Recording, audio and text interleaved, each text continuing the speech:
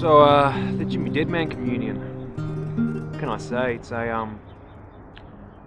born of many latent drives, music and philosophy and literature and art. I think on a very general level, it started off as something very amateur before it was Jimmy Deadman, of course. It's just music from the heart, music from the soul, music representative of my background and my understandings of the way the world is, the way the world works. My hopes, my fears, a lot of that. And it wasn't until I broke past a certain threshold of general everyday life, the work, the friends, the social networks, the family. It wasn't until I broke through that threshold that it became what is the Jimmy Deadman communion, which is a philosophy. It's an idea.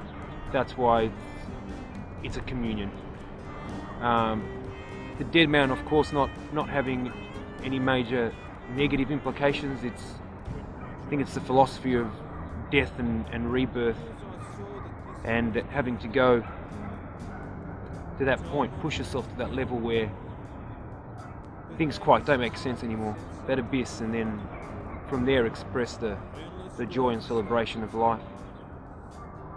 That's what most of the songs are about. The band came to be by finding out musicians, or sourcing out musicians that I thought fit well in, attitude-wise in particular, but also philosophically, ones that kind of understood the cause. And well, of course, we're happy to listen to the music and add their little artistic interpretations into it. So yeah, that's pretty much where it's come from and where it's going.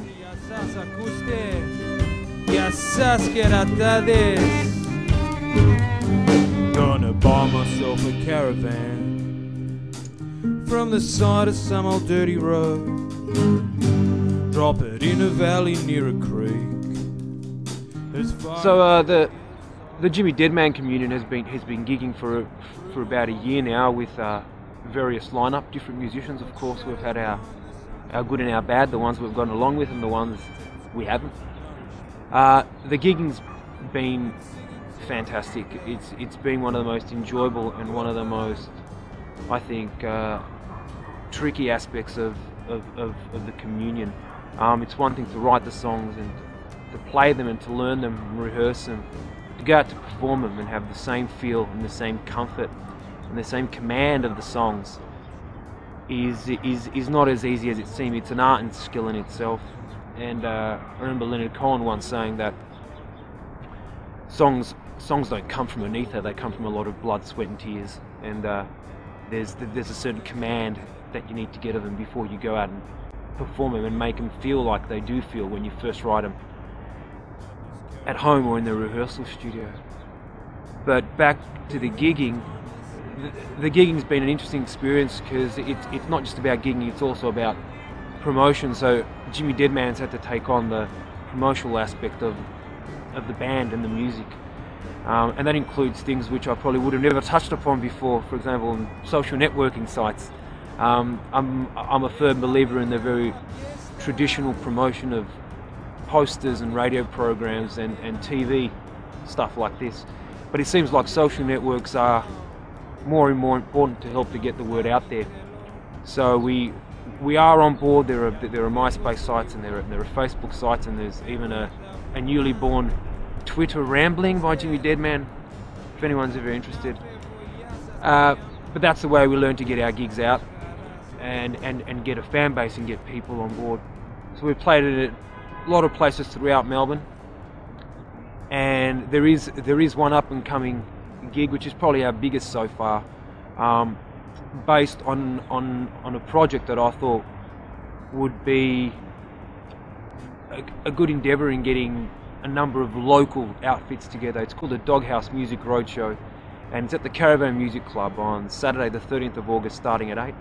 It has us and features the likes of Burning Hell, Rob Jones and the Melancholics Anonymous, and also a great solo artist called Cisco Rose. It's got that very country outlaw feel. It's a bit of whiskey-soaked brooding, a bit of wild battering of instruments.